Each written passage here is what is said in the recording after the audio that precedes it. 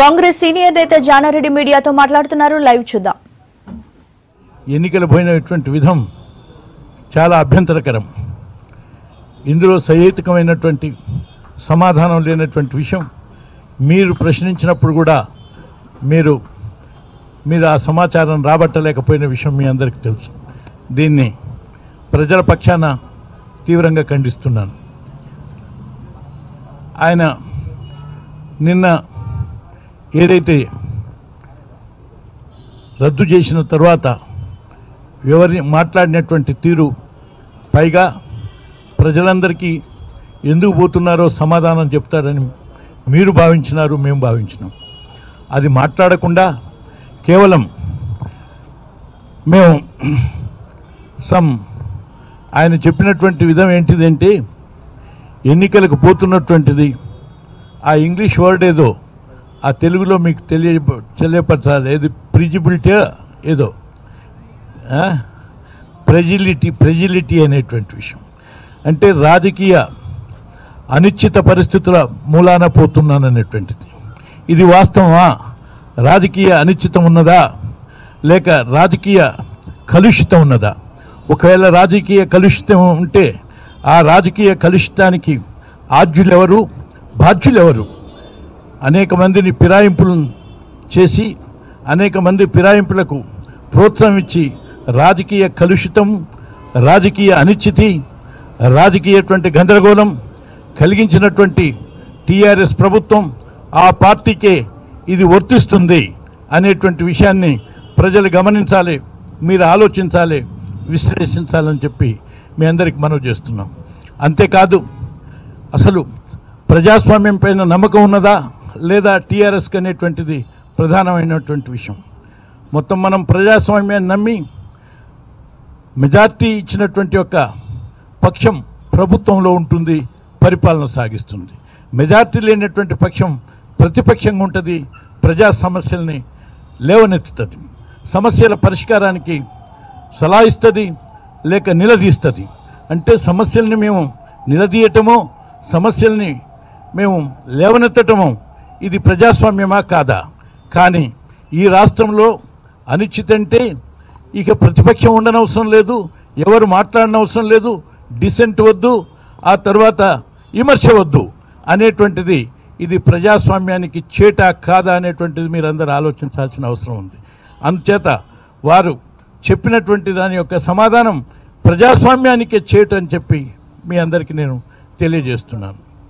ఆ తర్వాత వారు వివరించిన తీరు, కాంగ్రెస్ పార్టీ ఇవాళ తెలంగాణ రాష్ట్రాన్ని ఈ ప్రజల ఆకాంక్షల కొరకు అందజేసి అనేక రకాలుగా త్యాగాలు చేసింది కాంగ్రెస్ పార్టీ. వారి త్యాగాలట, వారి త్యాగమా? అసలు కాంగ్రెస్ పార్టీ త్యాగమా? ప్రజలందరూ గమనించాల్సినటువంటి అవసరం ఉంది. మా ప్రభుత్వం ఇబ్బంది వచ్చినా, ఆ తర్వాత మా పార్టీకి ఇక్కడ ముప్పు వస్తుందన్నా ప్రజాస్వామ్యాన్ని అనుసరించి ప్రజల ఆకాంక్షలకు అనుగుణంగా తెలంగాణ రాష్ట్రాన్ని ఏర్పాటు చేసి త్యాగం చేసింది కాంగ్రెస్ పార్టీ అని చెప్పి మీకు నేను మనవి చేస్తున్నాను.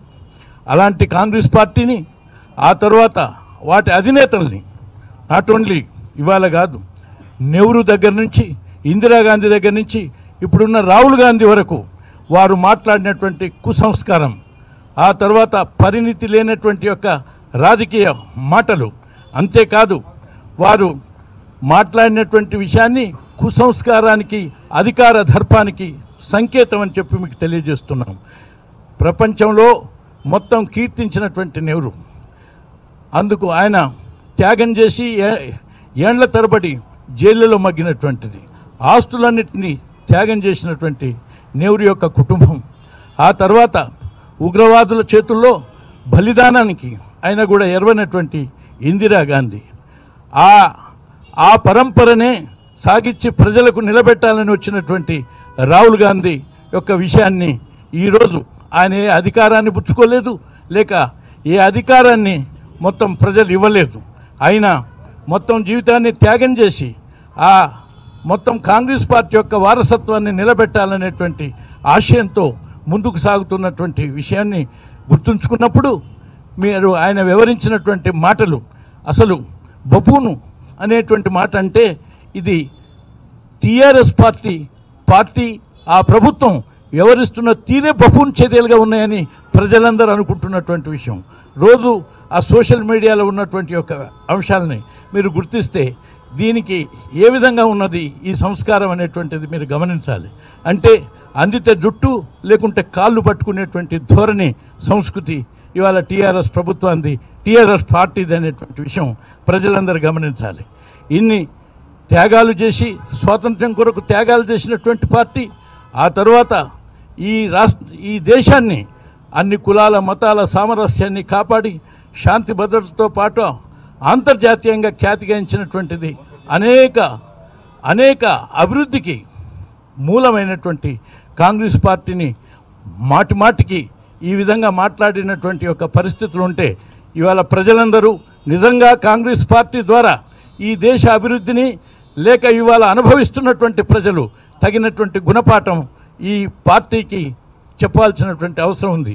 ఆ నాయకత్వానికి కనువిప్పు కలిగించాల్సినటువంటి అవసరం ఉందని మీకు నేను మనవి చేస్తూ వారు మాట్లాడినటువంటి మాటలను తీవ్రంగా ఖండిస్తున్నాను. నేను ఆ తర్వాత అనేక విషయాలున్నాయి కానీ అదే సందర్భాల్లో మీకు తెలియజేయడానికి ప్రయత్నం చేస్తా. కానీ ఇప్పుడు మాకు ఎగ్జిక్యూటివ్ బాడీ మీటింగ్ ఉన్నది, ఇంకొక సమావేశం ఉన్నది. కానీ 3 విషయాలే మీ అందరికి కూడా గుర్తు చేయటానికి, ఈ విషయం తెలుసుకోవటానికి పోయినటువంటి మీరు 2-3 ప్రశ్నలు వేసినారు. ఒకటి బెడ్రూమ్ల ప్రశ్న వేసినారు, డబల్ బెడ్రూమ్ల ప్రశ్న వేసినారు. ఆ ప్రశ్నకు మీరేమన్నా సమాధానాన్ని రాబట్టినరా? నిజంగా ఏమన్నా కన్విన్స్ అయినరా? నిజంగా ప్రజలకు ఏమన్నా వివరం ఇచ్చినారా? మీరు ఒకసారి గమనించండి. దానికి ముందుగా వారి యొక్క ప్రణాళిక చెప్తున్నాను.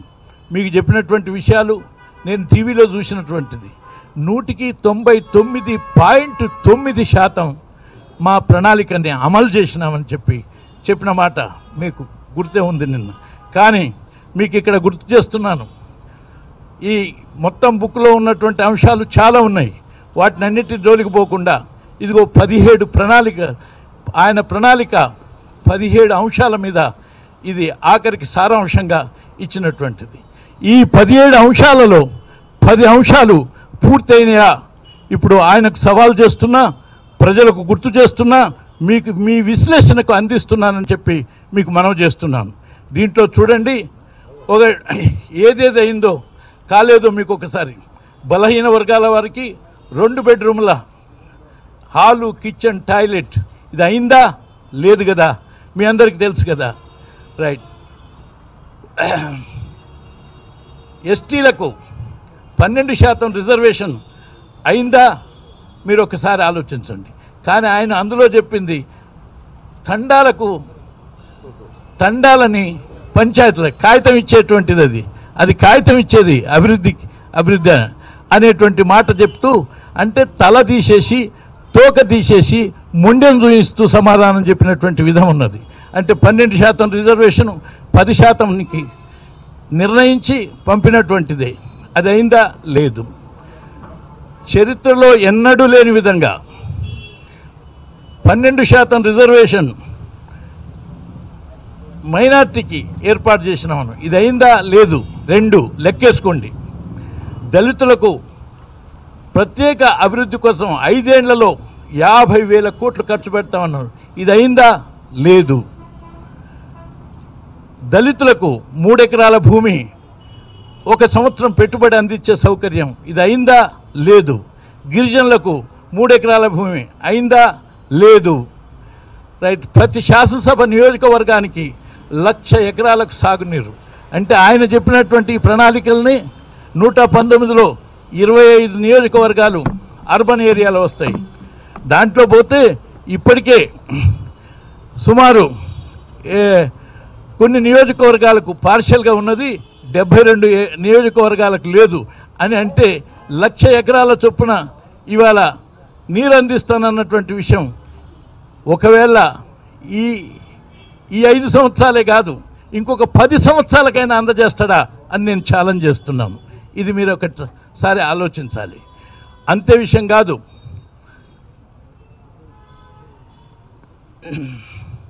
రాబోయే 5 సంవత్సరాల్లో జెన్కో అధ్యయనంలో కొత్తగా 10 థర్మల్ విద్యుత్ కేంద్రాలను ఏర్పాటు చేస్తామని, 1,00,000 మందికి ఉపాధి కల్పిస్తాం. 10 విద్యుత్ కేంద్రాలను ఏర్పాటైనాయా మీరు చెప్పండి.